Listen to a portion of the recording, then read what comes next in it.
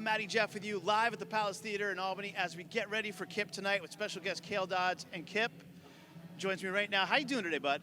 I'm good, man. Always good to be up here. Well, it's good to have you back. I gotta say, congratulations on a hell of an album. Slowheart, front to back, is amazing. Thank you. I worked hard on that record. We spent a little over a year making it, so to finally have it out and to see the way that people are reacting to it's been pretty special.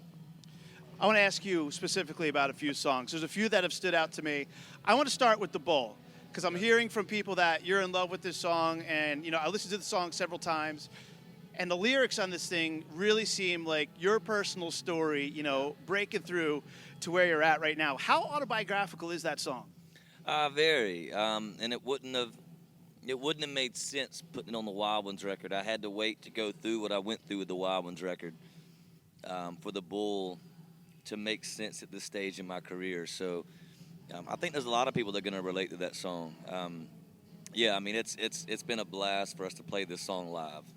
I mean, really a story about just overcoming challenges, super inspirational. And I got to say, one of my favorite lines in the song is, thanks, Lynchburg, for the nights I needed edges took away. Yeah, I mean, it's got a lot of little cool, quirky lines in it. The same thing with a song like Blonde, like we worked hard in thinking of unique and clever ways to say things on this record.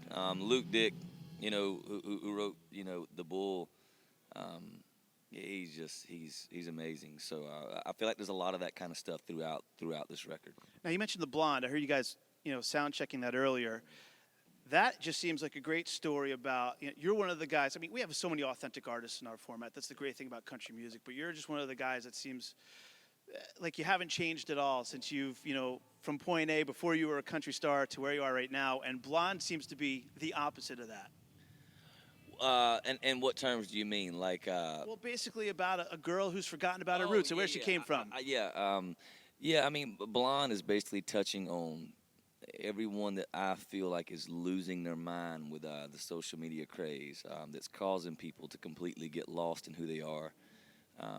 And so far away from who they are. And so I've never been one, I feel like, to get super caught up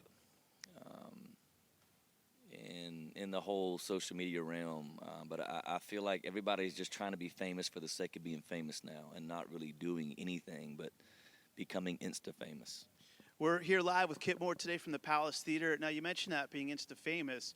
Do you think because of the social media craze, and I think reality shows play a little into it as well. I mean, obviously we've gotten some great artists from that, but it feels like a lot of those guys who might become, or girls who become a viral sensation or reality sensation, they get that instant success and then they seem to disappear. Do you think it's because they're not necessarily going through all those, little steps and hard work it takes to get that to where they are? I think that might be part of it. I think about like my journey, and we have such a rock solid fan base that I owe so much to.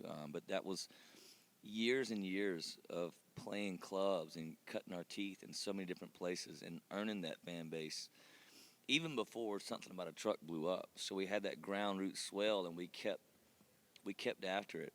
But I feel like what Blonde is more touching on is just not so much, people that are, trying to be, internet sensations by playing music or whatever. It's just people that are, it's just for the sole take of being famous, and I can't figure out what they even do. But it's just... we won't name names. Yeah, just people that are doing whatever they can and to whatever links and measures, whatever they'll post to get likes. And I just think it's a pretty warped time. I think it's just a reflection of the world we live in, too, that by basically doing nothing and focusing on that kind of thing. That. Yeah, we do. Yeah, we honor that, and that's a pretty jacked up thing. I mean, I'm not going to go to... There's so many of these reality stars now that are, celebrities, and it's just odd to me. So. Is that why you love surfing so much? Because you get completely detached from all that. I do. I completely check out. I check out of all this. I have to recharge to be back in it. So, yeah, surfing, rock climbing, all those things do that for me.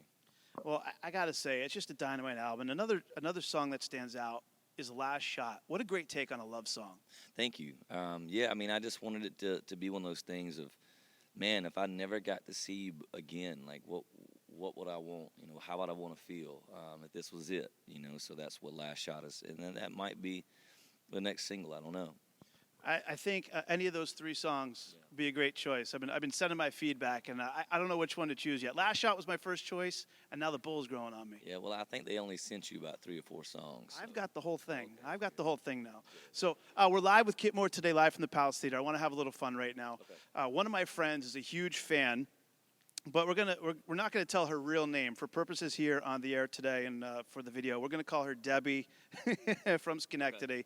So I thought it would be fun to have you read some of these texts from her. So we could start with this first one. Oh my! What's the Meet Kip contest?